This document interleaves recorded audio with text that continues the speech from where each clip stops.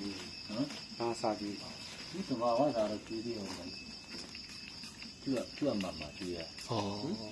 ကြွက်ဖြူ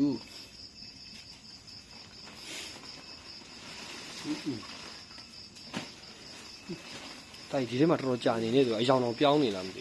ညမှာဓာတ်ပုံကျန်တယ် ဘူးနော်ဆရာတော်တော်ကျွမ်းနေခိုက်တာထွဲတာတော်တော်ကျွမ်းနေ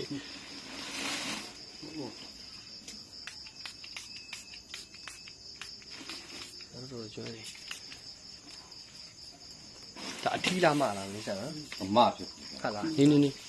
အဲ့ဒါဘယ်သွားတာဩဒီဘေးမှာပဲနော် သူအမဖြစ်ဖို့ ဥတွေပါများပါမှာနော်ရုပ်ဟိုပါဟုတ်ကြီး ကြီးတယ်ပြောရမယ်ဒီလားနော်ကြီးတယ်ပြော ဟမ်ကြာ မဟုတ်ပါဘူးဒီမှာဖြိုးဖြိုးအဲ့ဒါတော့ကြာကြောင်းနေဟုတ်ကြပါ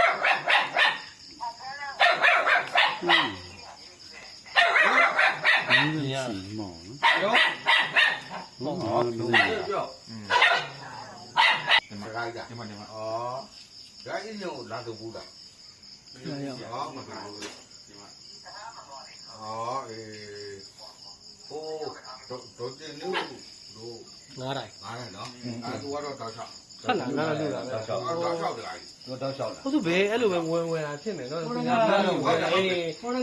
ကန်းတကောင်ရတယ်တကယ်လွတ်မနေရမသိလို့လေအဲ့နောက်တော့ကောင်သားချံကိုတွေ့ ညီးသားသူလေသူကကျမရင်မကောင်း နောက်တော့ကောင်သားချံကိုတွေ့လိုက် သူကဟိုက်လို့ခြံနဲ့လွတ်လိုက်သူမ သူ